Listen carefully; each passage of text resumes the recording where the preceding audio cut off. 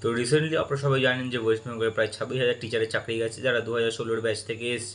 অনেকে মনে করছে যে এটা খুবই ঠিক হয়েছে, যারা টাকা দিয়ে চাকরি পেয়েছে তারা অবভিয়াসলি এখান থেকে বেরিয়ে গেছে।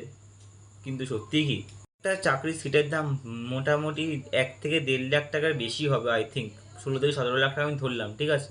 তাই যখন 16 থেকে 17 লাখ টাকা দিয়ে চাকরিটা পেতে পারছে, অবভিয়াসলি তারা এরকম চুপ করে বসে থাকবে না। তারা হয়তো তখন গাড়ি ঘোড়া গাড়িতে ঘুরে বেড়াচ্ছে।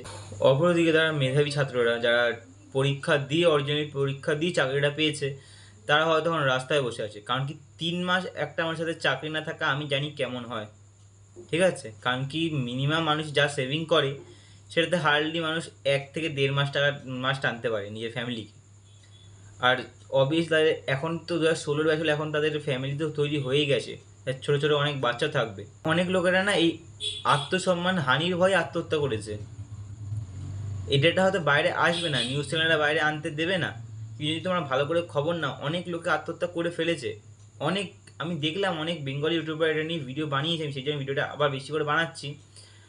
যেহেতু আমি একটা স্টুডেন্ট, আমি জানি আমাদের স্কুলের কয়েকটা স্যারেরও চাকরি গেছে অবভিয়াসলি। এবার আমি বলছি না যে সবাই টাকা দিয়ে চাকরি পেয়েছে, কিন্তু হ্যাঁ কয়েকজন আমি বলছি, কারণ কি আমি তো দেখেছি তাদের পড়ানোটা, তারা হয়তো হয়তো কি আমি শিওর যারা টাকা দিয়ে চাকরি পেয়েছে।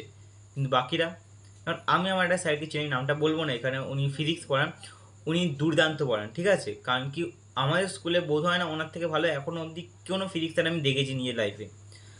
হ্যাঁ, ওনার অবধি চাকরিটা গেছে, আমি জানি উনি চাকরিটা পেয়ে যাবেন, কিন্তু ওই 3 মাসটা, আর উনি যদি ফেরতও আসেন না, ওনাদের সেই সম্মানটা থাকবে না। বোধ হয় আমরাও সম্মান দেবো, কারণ কি আমরা 11-12-এ পড়ি, আমরা জানি অনেক কিছু, কিন্তু 5-6-এর ছেলেরা অত কিছু বুঝবে না, ওর অবশ্যই তাকে সম্মান দেবে না।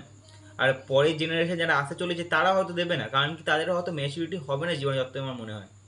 তো মেন কথা আমার এখানেই, যারা 16 থেকে 17 লাখ টাকা দিয়ে চাকরিটা পেতে পারে তারা অবভিয়াসলি চুপ করে তো বসবে না, তারা অবভিয়াসলি কিছু না কিছু করে ফেলবে লাইফে।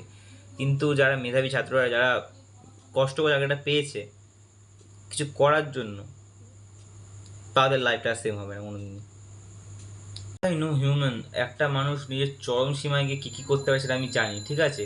আর একটা মাস্টার যদি খারাপ পথে চলে যায় না, তাকে আটকানো খুবই কষ্টকর, কারণ কি তার ব্রেনটা হয়তো হয়তো কি আই এম শিওর তার ব্রেন খুবই শার্প হবে। আর একটা শার্প ক্রিমিনালকে আটকানো হয়তো এই সরকারের পক্ষে সম্ভব নয়। আমি এখানে কোনো সরকারের কথা বলতে চাইছি না, অবশ্যই সবাই জানে কোন সরকারের কথা বলা হচ্ছে ওয়েস্ট বেঙ্গলে থাকলে। অপরদিকে আমি লাল পরে আছি, আর রাজ্যের লালের অবস্থা একদম ভালো নেই, লালটা পড়া উচিত হয়নি।